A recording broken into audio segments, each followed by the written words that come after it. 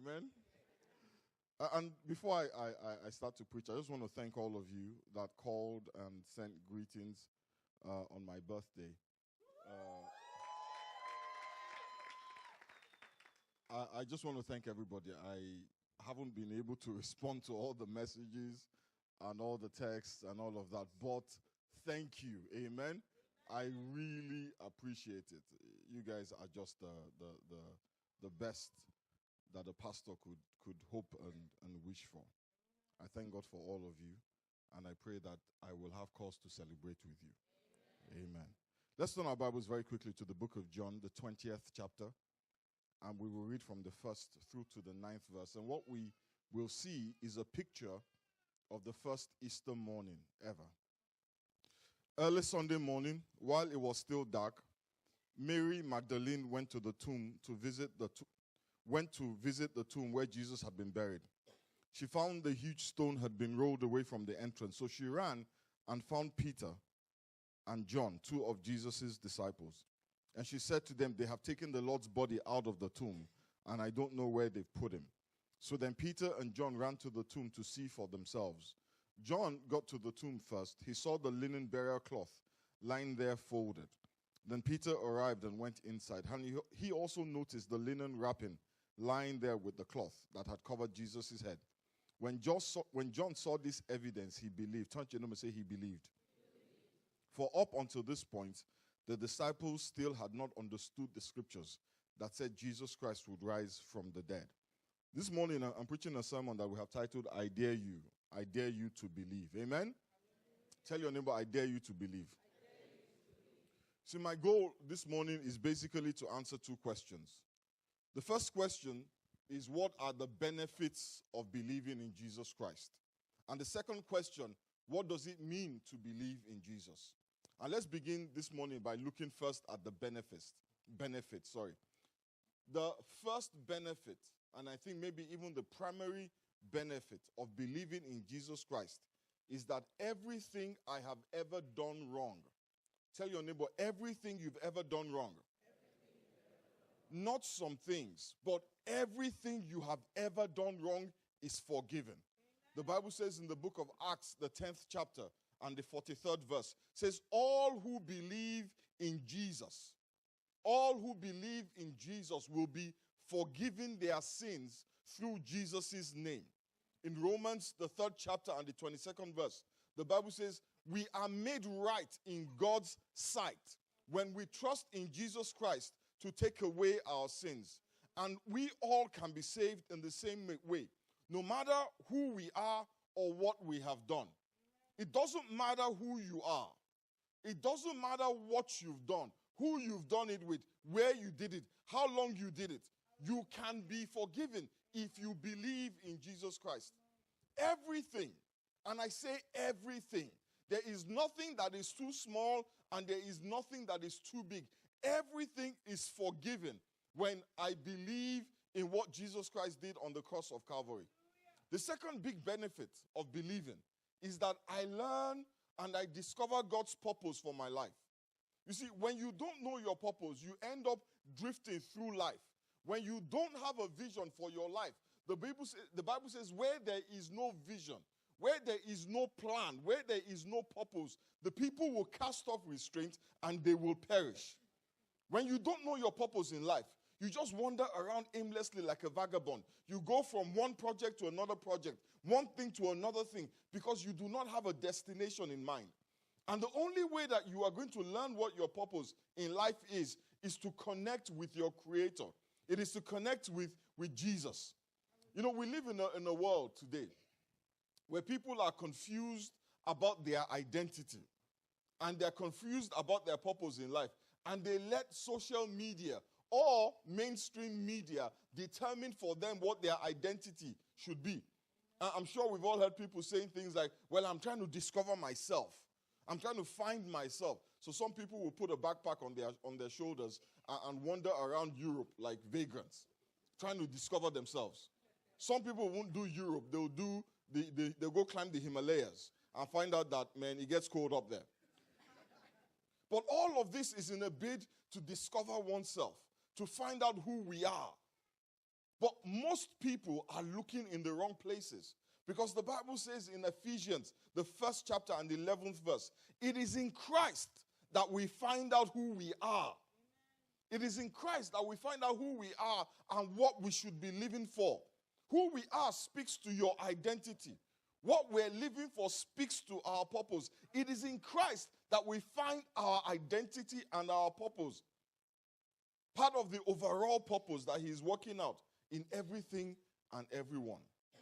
You know, another benefit of believing in Christ is we receive God's strength for daily living. You know, for a lot of people, if we're honest, we're just tired. We're weary. We're tired of the grind. We're tired of the slug of everyday life. But the reason why we're tired is we do not have enough power. Literally, there's a power shortage. And the reason we have a power shortage is because we're not plugged into God's power. Our power, our abilities, our strength is limited, but God is limitless.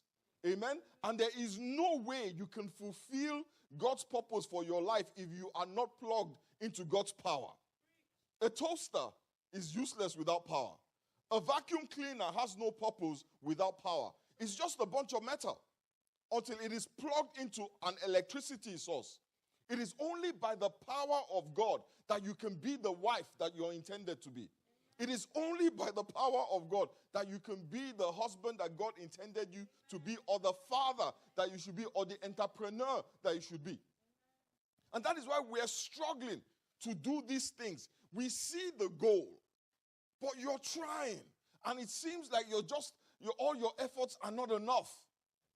You're trying to be a good wife, but it's not enough. You're trying to be a good husband, but it's not enough. You're trying to be a good employee, but it's not enough. Waking up in the morning is hard. Particularly if you were doing what you should not have been doing the night before. That makes it even harder. Some people there know what I'm talking about.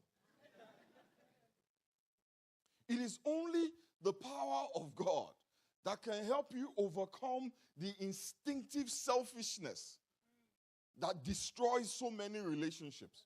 We all want to be in a relationship, but we can't help but destroy those relationships because we are naturally selfish. And when you step out of yourself and step into Christ, the Bible says you are more than an overcomer. In Ephesians chapter 1 and verse 19, the Bible says, I pray that you will begin to understand how incredibly great his power is to help those who believe him. It is that same mighty power that raised Christ from the dead. His power is available to help you. It is available to help you overcome. It is available to help you withstand. It is available to you on a daily basis to help you do and be what you want to do and be. The challenge we have is we do not reach into God. We try by our own selves. And when we try by our own selves, many times we fall short. And we get frustrated. And we want to find another road or try another way or abandon what we know is best for us because we're looking for motivation in novelty. Let me try something new. Let me try someone new. Let me try a new job. But the reality is it doesn't matter where you go. If you are not resourced from within by the power of the Almighty God, failure is a constant. But it is when you are able to tap into the power of God that is available to you through Christ that you can say honestly that I am an overcomer. It doesn't matter where you put me. I will excel. It doesn't matter in what situation I am in, whether I enjoy it or not. Enjoyment is not the guarantee of success. So we look for enjoyment and we look for pleasure, hoping that enjoyment and pleasure will motivate us to rise above our weaknesses. The only thing that will help you rise above your weaknesses is when you connect to the power of God. Amen? So I've looked at 3 benefits. You're forgiven. You have what? Power. And what's the second one? Trying to check if you guys are awake. Okay, some people here are awake, some are sleeping. You need the power of God, amen? Church, you never say you need the power of God. So let me move quickly to the second question. I don't have a lot of time today. If you believe, there are benefits. So what does it mean to believe? And it is not what some of us think. Because believing is more than just an intellectual acknowledgement of a historical event. Yeah? To believe is more than saying, well, I know he died and I know he resurrected. In the Greek language, the word belief comes from a Greek word pronounced pisteuo, which means to believe. But it means more than just knowing about something or knowing about someone. For example, I know about President Obama. I don't know him, but I know about him. I know his father is from Kenya. Now, that is a historical fact, but I don't know him. So you can know about people. You can know about things. I also know about our new president, Trump. Amen? I know. Okay, let me not talk about Trump. It's Easter. Amen? But believing is more than just knowing about. It means to trust in something. It means to cling to something, to rely on, to adhere to commit to. And some of us have been in church all our lives. Some of us only show up when it's Easter. But some of us have been here, even when it wasn't Easter. Amen? But we know about Jesus. We have historical information about him. We know when he was born. We know when he died. But we've never really relied on him. We've never really depended on him. We've never really trusted in him. So we know about him. We know that he turned 5 loaves into and 2 fish and he fed thousands of people. We know all of those things, but they're just historical facts. It's like reading the newspaper and hearing that the president said something he ought not to have said. Historical fact. To believe in Jesus is more than knowing about him. It is to turn everything over to him. The good, the bad, the ugly, the secret things, our past, our present, and our future. Amen. To believe in him is to give him reign. It is to give him lordship over our finances, over our relationships. It is to say, you are Lord in every area of my life. In Romans chapter 10 and verse 9, it says, if you confess with your mouth that Jesus is Lord and believe in your heart that God raised him from the dead, you will be saved. It says, confess with your mouth that Jesus is Lord. Who's Lord? That he is my Lord. For me to say that Jesus is my Lord means he is my master. We don't like that word these days. It means he is my master. He is not just in my life. He's not just resident in my life, but he is president over my life. When I say Jesus is my Lord, I'm saying Jesus is the CEO of my life. I am saying Jesus is calling the shots. You know, when you truly believe in Jesus Christ, you should be able to put up a sign over your life saying, under new management. Is your life under new management? Is Jesus calling the shots in your life? Does he determine how you respond when your partner upsets you? Does he determine how you respond when you are confronted with an opportunity to tell a lie or speak the truth? Does he control the choices that you make? If he does not influence your choices, let me rephrase that. If he does not control your choices, then he is not Lord over your life. And if he is not Lord, then you don't believe. Because if you believe he is your master, then when he asks you to behave a particular way to your neighbor, what do? It's not an option. It's almost like you don't have a choice. Because management says this is how it should be done. But the reality is this. We are our own bosses. We are our own masters. And Jesus is a historical fact. Nothing more. We acknowledge the history, but we don't submit to his lordship. To believe means that I rest in his love. Because you see, in Christ, you don't have to work for God to love you.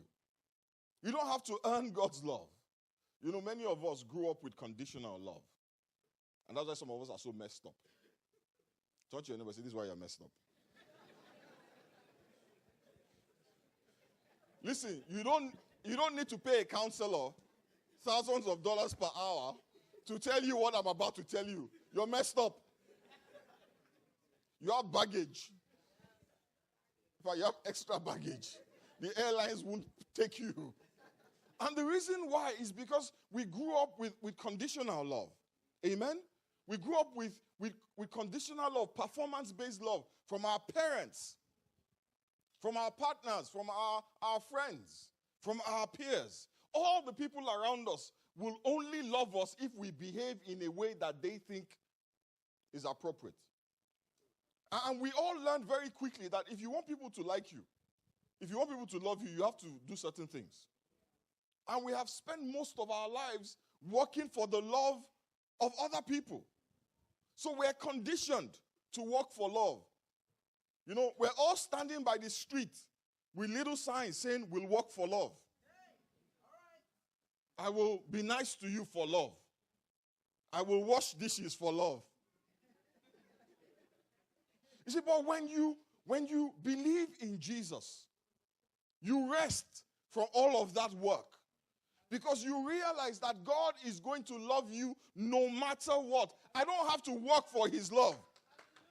If you go to a church where they tell you that you will have to pay a price for his love, take your Bible and leave. And when you go home, read your Bible. Amen? Amen?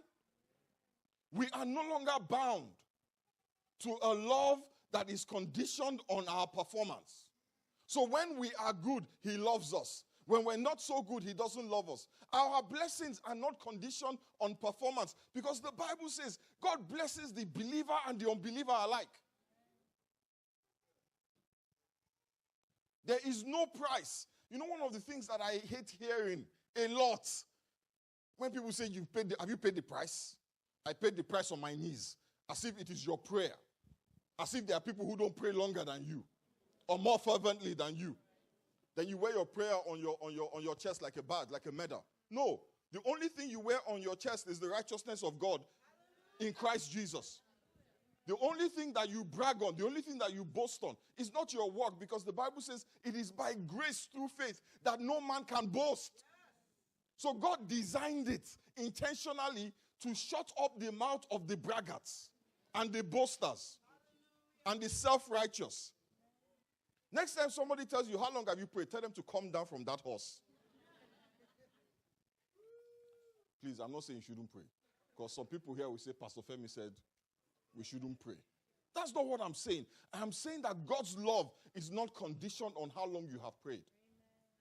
The Bible says, while you were still a sinner.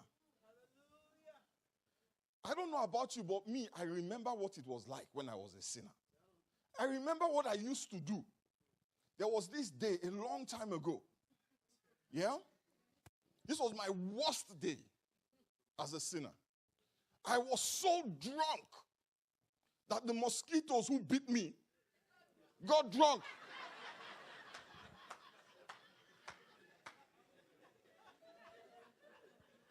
I know this because my younger brother, he might be here somewhere, was watching. As they would climb off me, they would go into a death spiral. It was on that night, on that day, that God looked at me and extended his love to me and sent his only begotten son to that cross for me. On that day when I was at my worst was when he died for me. So how come now that I don't live like that anymore? I have turned my back away from that life. How come now I feel I have to perform? I feel like I have to pay a price for his love. There's no price for you to pay. God loves you unconditionally. Tell your neighbor unconditionally. Do you know why? Because his love is not based on you. It is based on what he did. What Jesus Christ did on the cross of Calvary. You know, I think for me, Easter is the most profound holiday, the most profound Christian celebration. Because Easter is the one day that reminds us it has nothing to do with you. And no matter how hard you try, it will never have anything to do with you. It is always based on what Jesus Christ did. In Romans chapter 8 and verse 38, it says, nothing will ever be able to separate us from his love. Death cannot. Life cannot. The angels cannot. The demons. Tell your neighbor, demons. They cannot separate you from the love of God. So we need to calm down with this demon thing. You enter your house, you see some carpet fluff, you are binding the demon of carpet fluff. There's no demon there. It's what happens with carpet. I'm serious. Demons cannot separate you from the love of God. Angels cannot separate you from the love of God. Our fears for today, our worries about tomorrow, and even the powers of hell, they can't keep God's love away. It says, whether we're high above the sky or in the deepest ocean, nothing in all of creation will ever be able to separate us from the love of God that is revealed to us in Christ Jesus. Amen? To believe in Jesus means that you are no longer working for it. You are resting in his grace and his mercy. To believe in Jesus means I use my life to serve God by serving others. We are saved to serve. You see, God did not come to earth, die a humiliating death on the cross, pay for all your sins, just so that you could live a selfish, self-centered life all about yourself. God has a far bigger purpose for your life than school or work or make some money, buy a big house, and then you die. Young people don't like to hear that. You die. I turned 48 last week. And no, don't clap. What have I done to achieve 48? I said, how did I? It's just the grace of God. Yeah?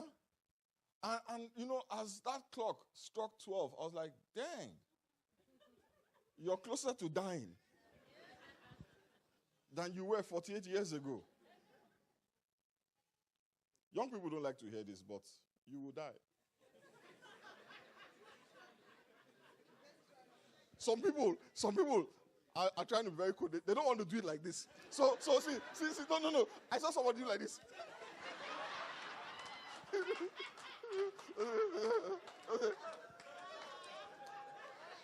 Person sitting down. Sit down, actually. Listen, you can bind me.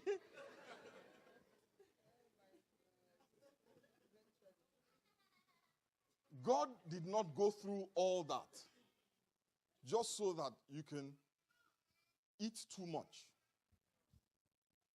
own more than you need, and then die.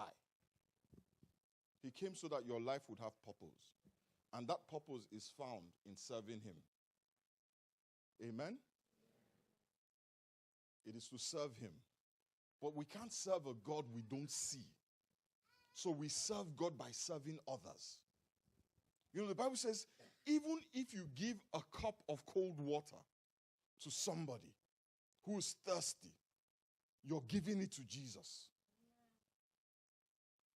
God put you here for good works. He put you here to make a difference with your life. Let me ask those people who are here and who are doing nothing for nobody.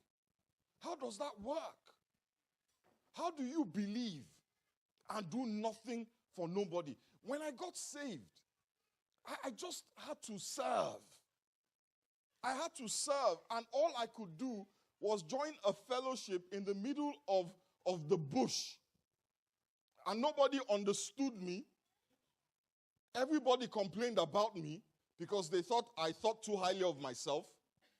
But I didn't care about them. All I wanted to do was serve.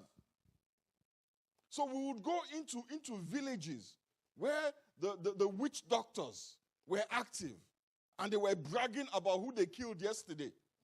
And we would go there and preach the gospel because now I just had to serve. So I can't understand how you have the life of God pumping through your veins and you are content with just consuming the blessings. You consume your income. You consume your time. You consume your talents. Everything that God has done for you, you take it and you consume it. And you're not bothered.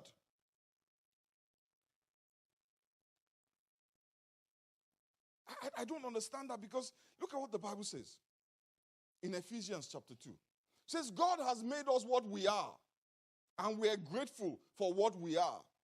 And in our union with Christ Jesus, he has created for us a life of good works, which he has already prepared for us to do. We were created for service. It is in the place of service that you discover God's purpose for your life. The only thing you get in the place of consumption is constipation.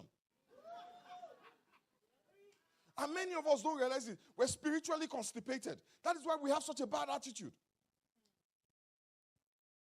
And that is why Christianity doesn't work.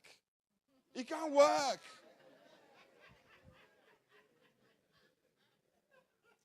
I don't know why some of you are laughing like that. Listen, let me be blunt. Let me be very blunt today. If I claim to be a believer in Jesus Christ, but I do nothing to serve Jesus Christ by serving others, then I have every reason to doubt that I am a believer. Believers serve. You know the Bible says in the book of James, chapter 2 and verse 14. It says, if people say they have faith, but they do nothing, their faith is what? Is worth nothing. Can a faith like that save them? The answer is no. That's why saying, I believe in Jesus. I believe that he is the Son of God. You know, the Bible says even demons believe. Let me ask you a question. Why do you think the devil worked so hard to get Jesus Christ crucified? He knew that he was Jesus. He knew he was the Son of God. What he didn't know is the effect of the crucifixion. But he knew who he was.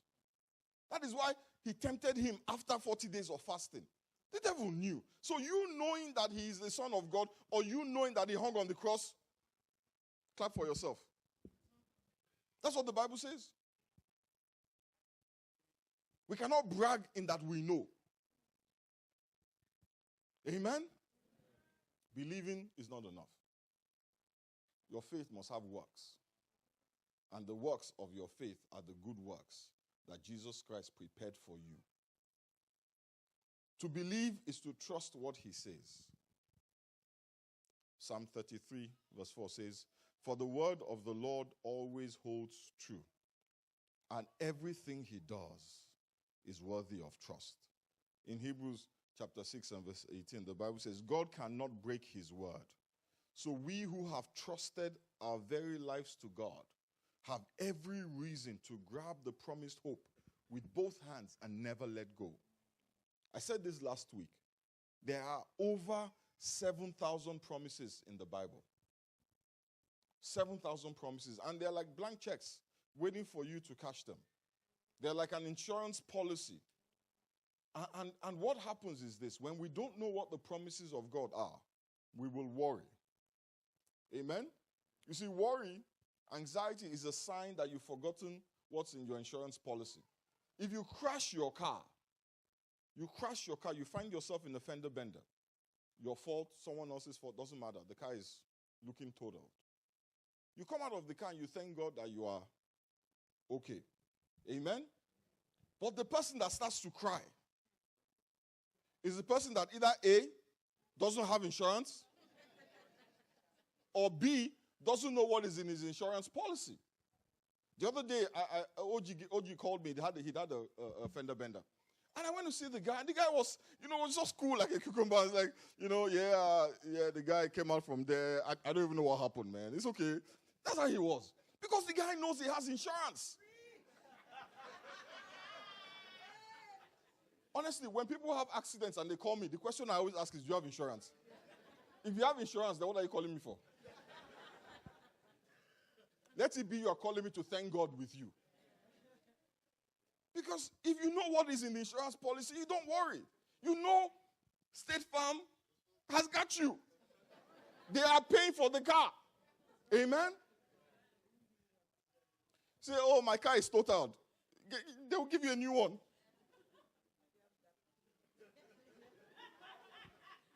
If you have gap insurance. If you don't have gap insurance, you need a bucket because you will cry small. The point I'm trying to make is this. When you know what you are entitled to, when you know what God has said, it doesn't matter what life throws at you. You can look the problem in the eye. You see, I used to be one of those people that worried a lot. And in my line of work, that was not healthy. Because people are constantly calling you with things to worry about. So you have your own problems. And then somebody calls you with a problem. You should have seen my blood pressure. It was high. Until one day somebody said to me, Femi, you need to believe these things. Because they are true. And I started to hold on to God. Now I sleep at night. Sometimes when you call me and you're all frantic, yeah? Let me just tell you the truth now. If you hear any franticness in my voice, I'm just trying not to be rude. More often than not in my mind, I'm thinking, God will do it. But if I tell you God will do it, you think I'm diminishing your pain. So I'll be like, oh, that's bad. Because I don't want to be rude. But to be honest with you, man, God is going to do it. If he has said it, you can take it to the bank. So next time you call me, in fact, I'm going to stop being polite. I'm not trying to diminish your pain. But you see, when you look at your pain from God's perspective, your pain is diminished. Amen? I want you to do something for me today as I close. Examine your life. Do you really believe? I dare you to believe. And see if these benefits will not manifest in your life. Purpose, power, and peace. Let us bow our heads and pray.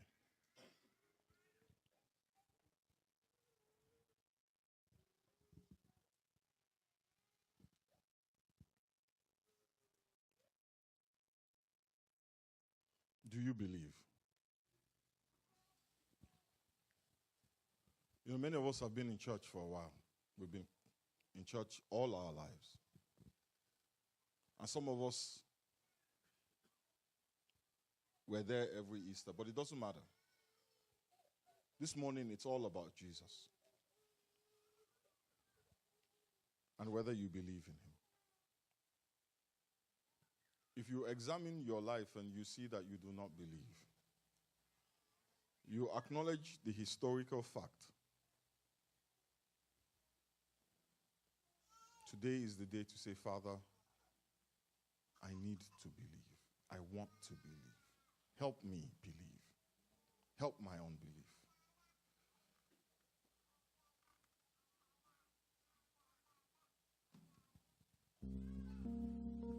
Father, we thank you and we bless you. Almighty King, we give you praise.